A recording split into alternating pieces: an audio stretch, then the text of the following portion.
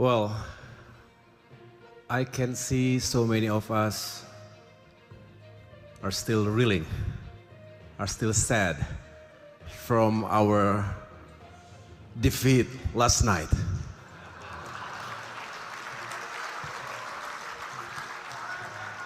It was very painful. Professors from Stanford, volleyball in Indonesia is just like American football in your country. So last night we lost the Super Bowl, the grand final of Pro Liga.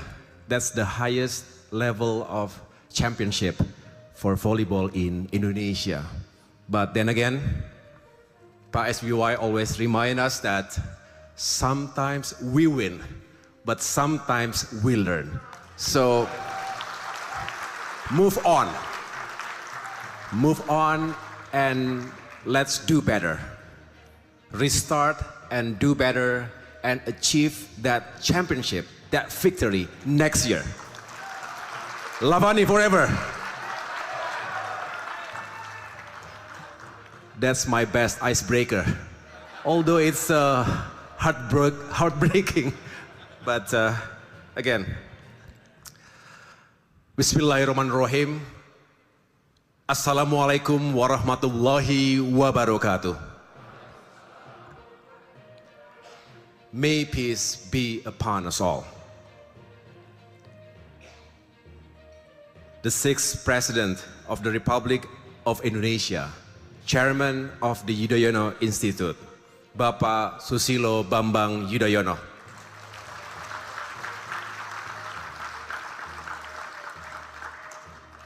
My beloved wife, Anissa Larasati Pohan.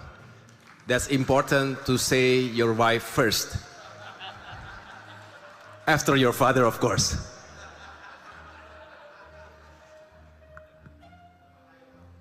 Vice Chairman of the People's Consultative Assembly, MPR RI, my beloved brother, Dr. Edi Baskoro Yudhoyono, accompanied by his wife, Alia Rajasa Yudhoyono. Honorable Ministers from the Merah Putih Cabinet. First, Minister of Public Works, Bapak Dodi Hanggodo. Minister of Creative Economy, Bapak Teguh Rifki Harsha. Minister of Transmigration, Bapak Muhammad Iftitah Sulaiman. And Vice Minister for Agrarian Affairs and Special Planning, Bapak Osi Darmawan. We have a number of Member of Parliaments from Democratic Party, Bapak Herman Hairon and others, and also from Gerindra, Bapak Danang Wicaksana Sulistia, my good friend, my high school mate. And I would like to welcome also ambassadors from friendly countries, His Excellency Stan Fremont Nielsen, the Ambassador of Denmark to Indonesia. His Excellency Masaki Yasushi, the Ambassador of Japan to Indonesia. And we also have former ministers from the first and the second United Indonesia Cabinet under President SBY.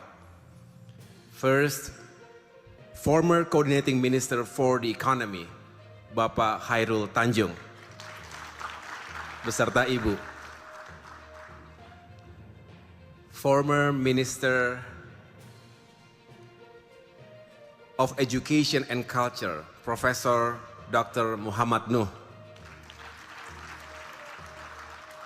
Former Minister of Environment, Professor Dr. Gusti Muhammad Hatta. Former Minister of Youth and Sports, Bapak Andi Malarangeng.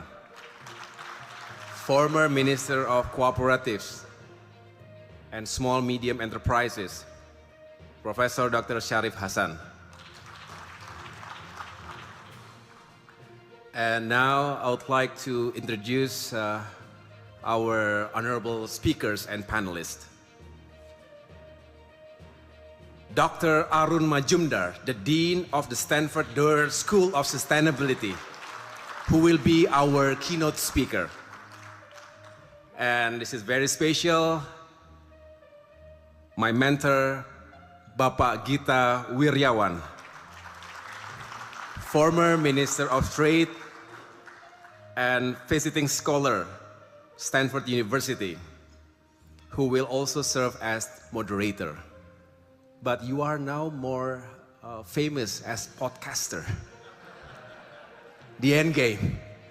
So welcome again, Pak Gita Wirjawan. And our wonderful panelists. First, Professor Yi Chui, Director of Precourt Institute for Energy and Professor of Material Science and Engineering of Energy Science and Engineering, Stanford University. He told me earlier that he is actually a soccer player. So I asked him, are you better in soccer or in science? He told me, among the soccer players, he is the best scientist. But among the scientists, he is the best soccer player. That's a good one. I can apply that with my other remarks. Professor William Chue, the Fortinet Founders Professor, Professor of Material Science and Engineering, of Energy Science and Engineering, of Photon Science, Stanford University. So many labels. So important and so brilliant. Thank you again for coming.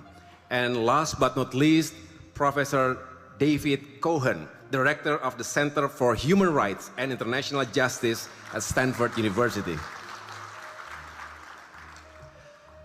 So, two were born in the US, one was born in China, one was born in Taiwan, and one was born in India. So these special delegates represents the whole world. So once again, thank you for coming to this event. Also attending, rectors, leaders, academic community members from universities across Indonesia, editors-in-chief, active and retired generals, air marshals, and also admirals from the Army, Air Force, and Navy, the chairman of the Indonesian Chamber of Commerce and Industry, along with other prominent figures from the business community, Secretary of the Coordinating Ministry for Infrastructure and Regional Development, along with deputy ministers, assistant deputies, and others, Secretary General, Treasurer, and the leadership of the Democratic Party, including regional heads. We have a lot of governors or vice governors, mayors, bupati, also attending this event. Our brothers and sisters, the younger generations, distinguished guests, ladies and gentlemen. Selamat pagi dan selamat datang di Yogyakarta. And to all the Buddhists in Indonesia and around the world, I wish you happy Vesak Day. Selamat Hari Waisak. May your life be full of blessings and happiness in this day of enlightenment.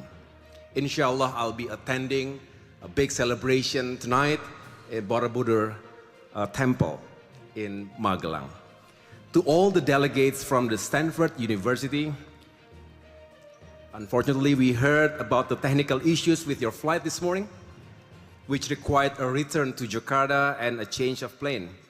We were a little worried at first, but we are happy that you all make it safely here and you are here today. Once again, applause to our distinguished guests from Stanford University. A very warm welcome to all of you to the 2025 Yudhoyono Institute Lecture Series, a forum for strategic dialogue on today's defining challenges. We are here not only to share ideas, but to advance a shared purpose. I thank each one of you for answering that call. Let me begin by sharing this very special place. Yogyakarta is not just beautiful. It symbolizes Indonesia's identity. It is a cradle of Javanese culture and a symbol of our national history, reminding that the past, present, and future are always connected. The Yudhoyono Institute, founded in 2017 by President Susilo Bambang Yudhoyono, is grounded in liberty, prosperity, and security, values which are vital in our fast-changing interconnected world. We seek to empower strategic leadership, nurture inclusive policy thinking, and foster intergenerational dialogue to help shape a better future. This year's lecture, Green Growth, Sustainable Growth with Equity, comes at a time of deep uncertainty and even deeper opportunity. Asia today contributes more than half of global growth. Indonesia, under the leadership of President Prabowo Subianto, is pushing forward on multiple fronts, from food security and clean water to energy transition and industrial innovation. In my capacity as the Coordinating Minister for Infrastructure and Regional Development, I supervise efforts across the different ministries and agencies in areas of spatial planning and land use, infrastructure development, transportation over land, air, and sea, affordable housing, as well as regional development and transmigration across the country. These are all issues very closely connected to sustainability. Distinguished guests, ladies and gentlemen, sustainability is not only about the environment, but about human dignity, poverty reduction, and long-term security for future generations. Sustainability is not a luxury, it is a necessity. Across Indonesia, we are seeing how integrated solutions can create real change, from improved irrigation that boosts harvest and buffers against drought, to our emerging leadership in the EV and battery supply chain. Our development path is increasingly guided by the principles of resilience, innovation, and social equity. We are tackling the challenges of rapid urbanization and climate crisis, including those that reshape coastlines, strain cities, and increase the need for dignified, affordable housing. In northern Java, especially Jakarta, land subsidence and rising seas put millions at risk. Indonesia is now advancing the giant seawall, a multi-phase project to protect coastal population and key economic zones. It is a symbol of our national commitment to adapt to climate change. We are also responding to a major urban challenge: waste. Indonesia produces over 64 million tons of waste annually, much of it unmanaged. Waste-to-energy facilities are being scaled up to turn waste into electricity. This eases landfill loads, promotes energy diversification, and supports a circular economy. Urbanization is accelerating. More than half of Indonesians now live in cities. By 2045, that number could reach 70%. The challenge goes beyond merely constructing homes. It is about building climate-resilient, well-connected communities.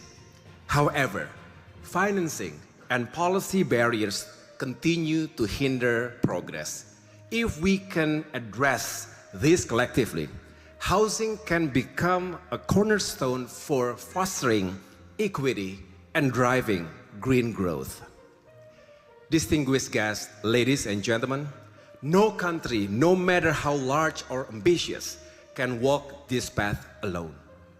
The challenge we face, climate change, food and energy insecurity, digital inequality, are global, interconnected, and urgent. They require partnerships, not just policies. They demand co-creation, not only consultation. Recent US tariffs and protectionist policies have shown how one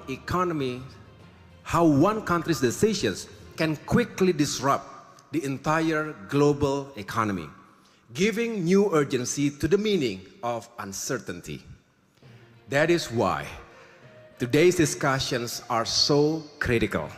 Let us reflect on three fundamental issues. Number one, how we can redefine growth in ways that value both environmental integrity and human well-being. Number two, how we can scale technological breakthroughs so they can uplift not only the few, but the many. And number three, how we can ensure governance and collaboration bridge global insight with local action. At the Yudhoyono Institute, we are committed to dialogue that leads to action and ideas that bring shared progress. There is a Japanese saying, "Becik ke titik, olo ke toro." Good deeds will shine through and poor decisions cannot stay hidden. The choices we make today will shape not only our economies, but the moral foundation of our future. Let me express our deepest gratitude to Dr. Arun Majumdar and his colleagues, Professor David Cohen, Professor Will Chue, and Professor Yi Chui from the Stanford Doerr School of Sustainability. Their work at the intersection of science, innovation, and policy has inspired people worldwide. We are truly honored by their presence today.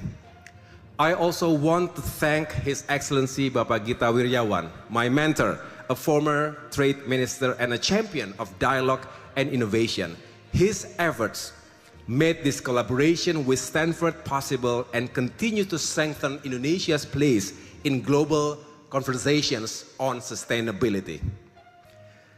A special tribute, of course, goes to our founder, Bapak Susilo Bambang Yudhoyono.